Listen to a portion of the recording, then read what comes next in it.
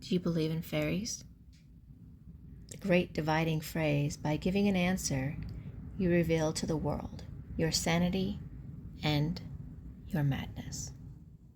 Summer with a Starry is Sen, and today's video is all talking about knowing if the Fae are near. How do you know? How can you even tell if Fae are playing in your gardens or helping you take care of your house? How do you know? How can you tell? How can you feel it? That's what today's video is about. We're gonna go through many different instances where you might be able to figure it out. We're gonna talk a little bit about other people in the field and my own personal experiences. Personal gnosis in Fae work is really important. Your personal experience is going to outweigh a lot of other things. There's that quote at the very beginning of the video. It's a quote by Brian Froud, and it's the "Do you believe in fairies?" And from somebody with experience in this, people really do. Like it. There's no joke about it. You can either be seen as crazy or as sane about all of this. And a lot of people do not see fairy work as true true experiences, but I disagree. And I've worked a lot with Fae over the few years that I have been on YouTube. I think I've been on YouTube now, 5 years?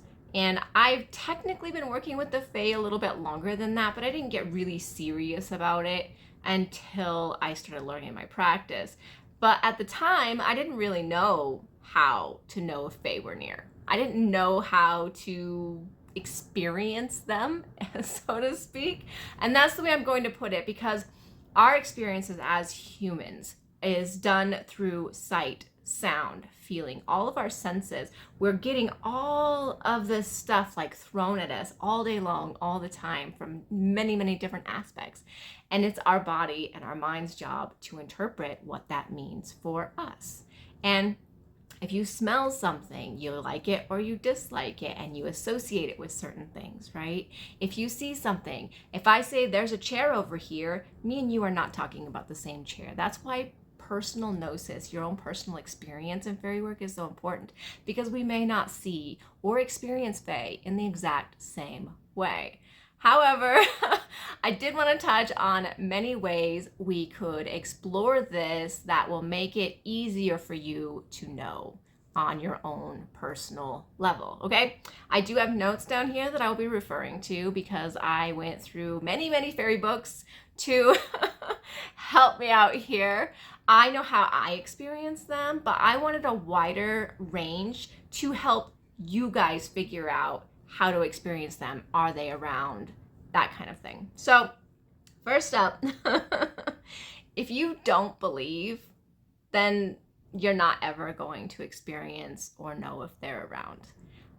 The Fae aren't even going to mess around with it. If you don't have some form of belief in them in your heart, truly, then they're not even going to worry about it. I mean, they might mess around in your world, but you won't even perceive it as the Fae messing around in your world, because you have disbelief. That disbelief is going to counteract anything that you might want. You have to learn how to believe, kind of thing in Fae. And it's not, I mean, you can bring it up as like childlike wonder if you want to, or anything like that to get yourself started. But if you're just like, nah, there's not fairies, nah, that person's crazy, then, well, you're probably not going to see them, and you're not ever going to know if they're around. Just straight up, that's the way that it is. So Morgan Daimler is one of the bigger names currently in the fairy academic field, mainly with Celtic and British fairy work, other than John Cruise. And she said, she has a couple quotes here that are really great, okay? It becomes almost impossible to say anything definitive about how fairies as a group may look. We don't necessarily see them. Like, seeing them with our eyes is not as common. We might see them out the side of our eyes, right? As orbs or any number of other things. She says fairies can and do appear in a variety of forms and types. People describe fairies as everything from fairy animals to flying orbs to a color to a burst of light to humanoid, right? All the way back in the folklore, all the way back in the early 1900s and stuff, that's what you see is people describing fairies in a certain way. 90% of it, if you look in the old folklore, is going to be good in good ways. They call them the good people for a reason, because they don't want to offend them, okay? They don't want to. And that's particular in the Celtic lore, Celtic Irish lore. They're seen plant-like. You can see them in plants. You can see them, say there's a bird hanging out by your window. I mean, is that normal? Does that normally happen to you? If it doesn't normally happen to you, that might be one of your first signs that the Fae are working in your area. They're checking out, see what's going on, right? Some people even see them as really monstrous beings. That's where some of my personal experience comes in. When I first wanted to see them, okay, I had requested it, and man, did they make themselves known. But not in the way I was expecting. I was actually speaking at the time, this was several years ago, with Rochelle at Amethyst Ascension, and we had just started talking on the phone. We were just starting to get to know each other and stuff like that. I have issues with remembering my dreams on purpose. I don't like to remember my dreams. So when I asked for the Fae to show themselves to me, I did not realize they were going to do it in a dream state. And man, oh man, did that scare the holy living crap out of me. And it really did, okay? It was terrifying to me. I don't do well with scary beings. I don't do well with ghosts. I believe in them, but I don't interact with them. I don't encourage them to come play. I don't want to, okay? I have a very strong fear there, and I have things that chase me and have most of my life through my dreams. I have trauma in my past that makes dreaming really difficult for me. So I generally don't dream or want to dream. Anyways, so I asked them to show themselves to me, and they did. I woke up from this dream of meeting 3 of them, right? And it wasn't even like they said anything to me. They literally just showed themselves to me. They didn't even necessarily say, I'm Fae. It's just I knew. It was like a knowing. And when I woke up, I had an open door closet like on this side of my bed, and I slept all the way to the wall on this side of my bed. And the open closet was huge, huge. And it didn't have any doors on it, okay? No doors. So I had looked over there, and there were 3 beings still hovering above my bed from my dream. They were still there on the side of my bed. And I was just kind of looking at them in kind of fear and shock. And I grabbed my phone to snap a picture because I was like, oh God, they're showing themselves to me. I should take a picture of this and show Rochelle. So I did, only I didn't get them. I got this dark void. And that was scary too. Like in the picture, it looked like my closet was this dark void, this really just darkness there. And in a few seconds, it was gone. And there was all my clothes. And I got so freaked out. I was like, no. I was like, this is never happening again. You are not allowed to show yourself to me in that way and scare me half to death. That is not okay. We are not doing that. I set a boundary, a very clear boundary. My bedroom is off limits. My dreams are currently off limits. And having that kind of boundary was very difficult, because if that was the only way they were going to show themselves to me, it was kind of terrifying to know that I may not ever see them again. And in a way, I haven't seen them that way again. I haven't. I've seen them in other ways, but not particularly that way, because I just took that out of the equation. And that's on me. I'm okay with that. That's my boundary. That's a clear thing for me. Okay, that's where personal gnosis comes in, what you can and cannot handle. And they're a being, okay? They're a being just like another person is. If you need to set a clear boundary, you set a clear boundary. Anyways, let's move forward with this, okay? So I did send the picture to Rochelle, and believe it or not, the picture disappeared. Rochelle saw it, She saw it. We had a whole conversation about it, but it never actually stayed in our conversation on Messenger or in my phone for that matter. It's not there. I've never found it since. Poof, gone. Okay? Don't know what happened, but that's how that works. So seeing them, you may not see them the way you think you're gonna see them, okay? And the other part of that, like with visions, is have you ever come across something that even looked intelligent, right? An animal that you might have just glanced at and you can see the intelligence in their eyes. Like that's kind of a fairy feeling for me. When I feel that kind of intelligence, I'm like, okay, I see you, you know? And I work with the fairy energy in that way. So let's move forward. Let's talk about sight, ways to see them, obviously through animal work, as we just said, right? Maybe even in other ways. Have you ever looked at a tree and it has a face? Dryads, elemental fae can show themselves that way. Usually they're attached to that tree and they don't go away. But they don't always show themselves to you either. That same tree that's been out in your yard, you may have seen that 1,000 times, and then one time you look at it and you see a face in it. And that is personal gnosis. That is your personal experience with the fae who want to show themselves to you, because if they don't want you to see them, you just won't. Okay, it just will not happen. The other ways is leaves. Have you ever noticed maybe leaves playing around in the wind in a specific pattern? I mean, we all notice leaves falling or maybe the wind blowing them up and stuff like that. But sometimes there's this dancing pattern that happens with leaves, and I've seen it so many times, I can't even count. And that is fae to me as well. That is fae to me as well. Or something out of the corner of your eye, right? A lot of people talk about seeing something out of the corner of their eye. Fae work on a intermediate level. They're not here or there, okay? So when you're seeing them, they are not here or there, which is why you might only see part of them. Like the fae in a tree, you might see their eyes and a nose, but no mouth or no full being.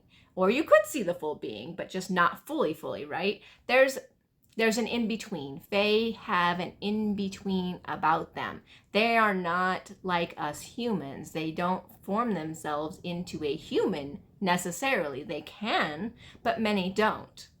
Let's see what else. How about rocks? You ever seen faces in rocks? Or heck, I have seen faces in my own carpet, which I will insert a picture here so I can show you.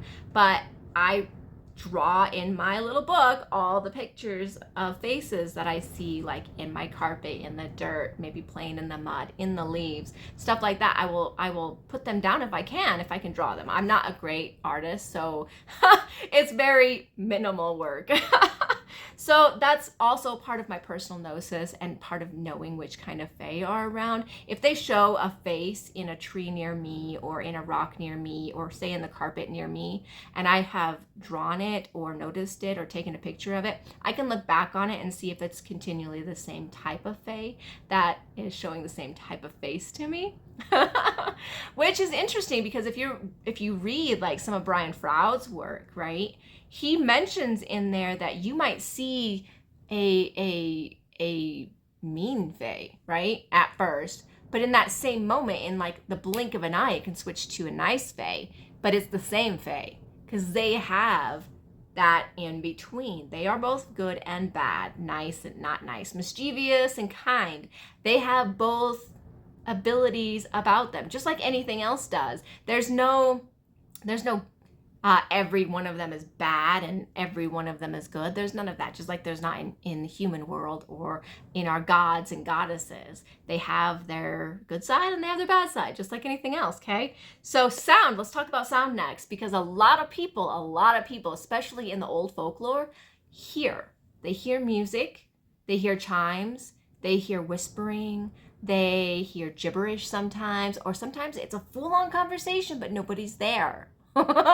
Have you ever heard your name called and nobody said it? Nobody's around, right? There's nobody around for them to have called your name, but you heard it. Or maybe you just heard some whispering. You weren't sure that you heard whispering, but you kind of thought you did hear whispering, and so you turn around and you're like, what's going on? That could be the fae. It's that personal gnosis. You can do it with bells too. For example, I did a video, which I will go ahead and put in right here. I just walked in and there's bells on all the stuff in my garden, and that's one of the ways my garden fae announce that they are hanging out, that they are there, that they want to say hi, and I acknowledge them back. That's one of my key things. That acknowledgement comes right back to them. They ring a bell, I say hello. That's it. That's all it is. It's a very small interaction. It's just a small little thing to let me know they're there. They're not necessarily talking in conversation to me. They're just announcing their presence to me. And I love that. I could walk into my garden, you know, at any point in time during the spring and summer and even fall seasons, sometimes in the winter, but most of the time I'm not even out there in the winter. So, and the bells will go off with or without the wind. And I just absolutely adore that, okay? Absolutely adore that. And I'll leave the video link down in my description so you can go check out the video. But you can look at my Fae playlist. I have a ton of videos in my Fae playlist too. So that's, you know, the sound thing. And sometimes if you have a personal experience with the Fae already that is sound related, you might continually hear that sound like an earworm. When you hear a song that you're not used to hearing, or a kid-like song that consistently just repeats itself all the time, Fae. That could be totally Fae related and they're messing with you, okay? Another one is smell. Lots of people associate smell with Fae, especially if you are out in the forest, out in nature. Certain smells really come up a lot more than other smells. It could be mold. It could just be a really, really strong sense of grass smell, right? When nobody's mowed their lawn. You know, those kinds of smells, those nature-like smells. But they don't have to be good smells. They can be putrid smells, okay? Fetid smells that you're not expecting. And that can be a sign that they are near you, especially if it's one you don't usually smell, like around your property, around your house, something like that. Might not be something you normally smell. They can also do it via perfume, because there are Fae who enjoy flower work a whole lot. So the perfumes of flowers, of certain kind of flowers that, you know, again, we're working into personal gnosis. There's no way for me personally to know in ways that you may have interacted with the Fae. I can only give you a broad idea of what is a possibility, and it's your personal gnosis that has to decide. Did you feel them? Did you hear them? Did you see them? Did you smell anything that might have announced their presence to you? Okay, we're gonna keep going here. More so into energy work, okay? I do work in energy. I feel things via energy a lot of the time. I've mentioned that many times on my channel. But there are lots of people who talk about energy work, including Emily Carding, including Brian Froud, and the energy that just comes off. Even John Cruz, okay? Where was he at? I don't know where his book is. He's somewhere.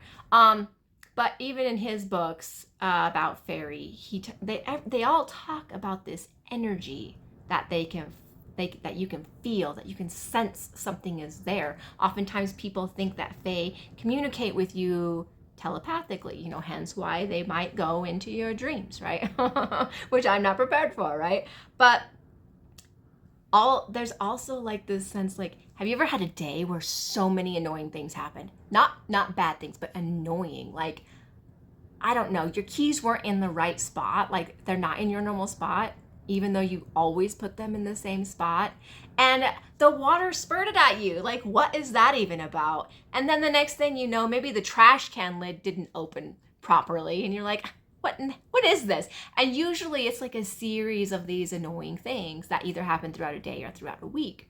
That's the Fae playing with you, interacting with you, trying to get your attention.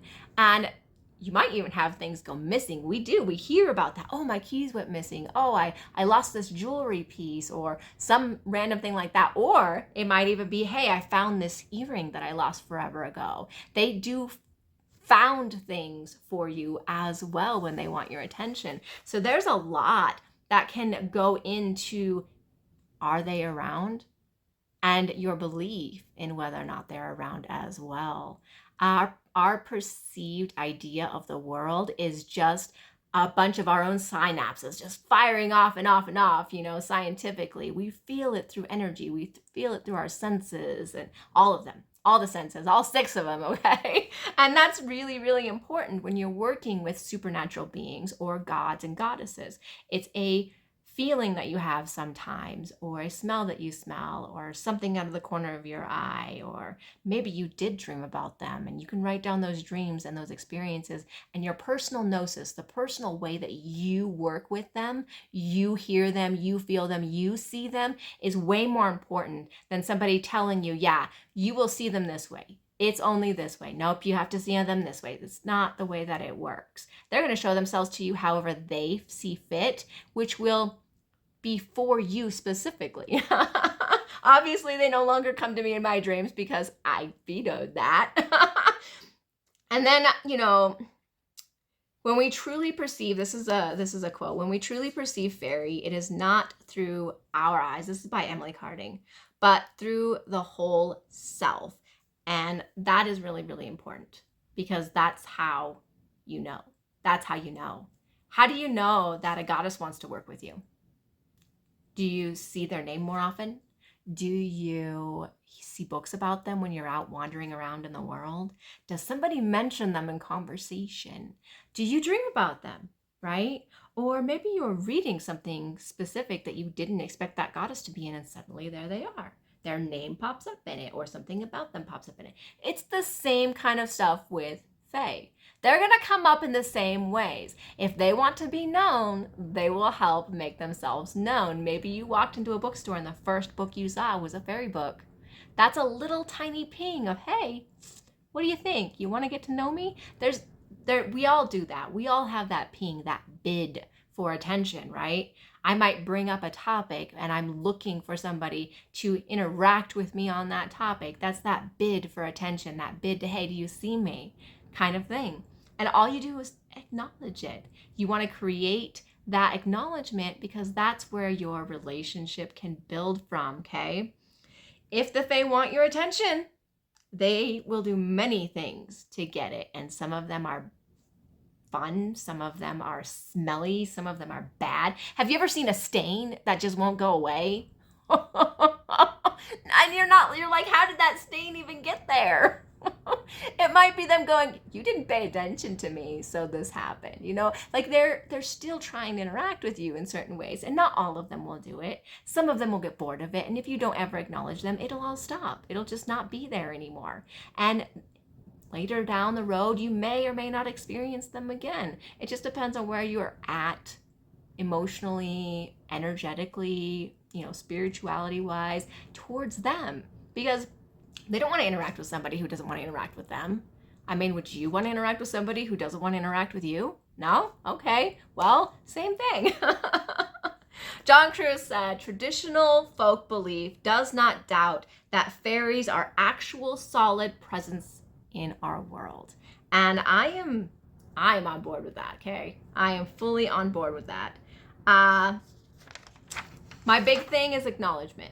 Whenever there's a fae near, I acknowledge them. If I see them in my carpet, I say, hi, how you doing? Okay, that's weird, you're in my carpet, but hi, how you doing? If they're somewhere I don't want them to be, I say, no, we're not doing this. I set clear boundaries. I'm respectful, and they're respectful too. It doesn't mean that there's not mischief being played, but there are other ways, like out on my property. Here's where we're going to get into my personal experience. On my property, I have a full working relationship with the fae.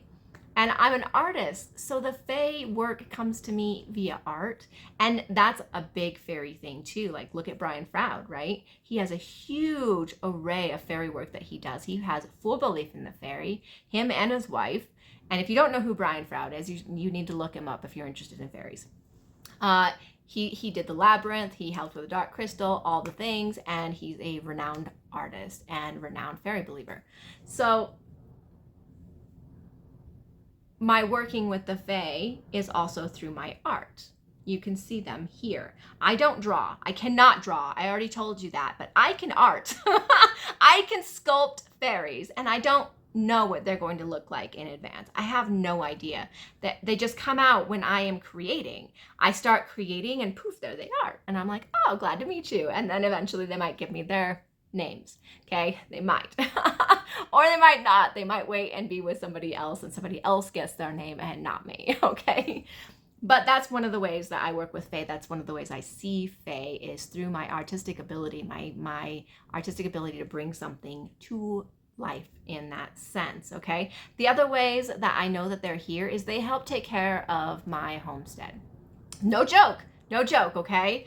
When we first got our property out here, the fae helped bring our dogs back. Our dogs were gone for 2 days. They just took off out the door, and you've seen my property. There's a big wide open nothing. It's a snowstorm outside. Both my dogs, Deuce and Otto, took off outside. They were gone for 2 days. We were worried sick. We were pretty sure we were never going to see them again, especially with all the coyotes and stuff like that that's out here. And it was snowing, so I mean, they could have easily just gotten stuck somewhere and not survived. And 2 days later, after I had given my offerings to the fae and asked for their help, they literally, like 4 o'clock in the morning, pushed their noses through the door and were home. And that's not the only instances. I have many, many instances where the fae have shown themselves to me, said, hey, we are here and working with you.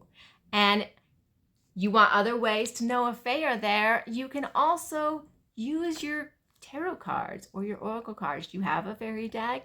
You can pull a card from that fairy deck and say, hey, ask it, which fae are near me right now? Just because they're near you doesn't mean they're going to stay, right? That's you have traveling fae too, which is what I see during, Samhain. But you can also ask a pendulum.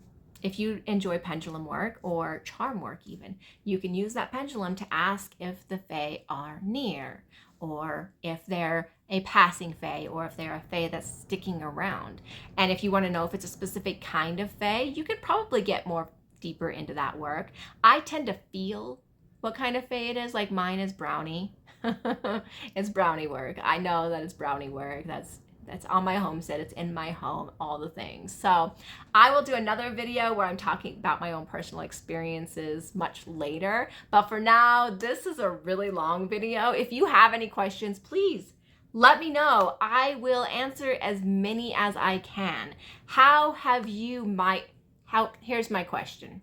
Do you think, if you look back, have you experienced knowing the fae are around in some way that I've mentioned? Has it happened and you just maybe didn't really notice at the time? Or maybe it's currently happening and you haven't quite acknowledged it. So I highly recommend, if any of these things are happening to you, just say hi. Just say hi and see what happens, okay? Thank you guys so much for watching. I will be doing more videos. I will have more polls up in my community posts to talk about different videos that I'm going to be doing, and we will just continue our fairy journey. So again, thank you guys so much for watching. I hope you have a very great day.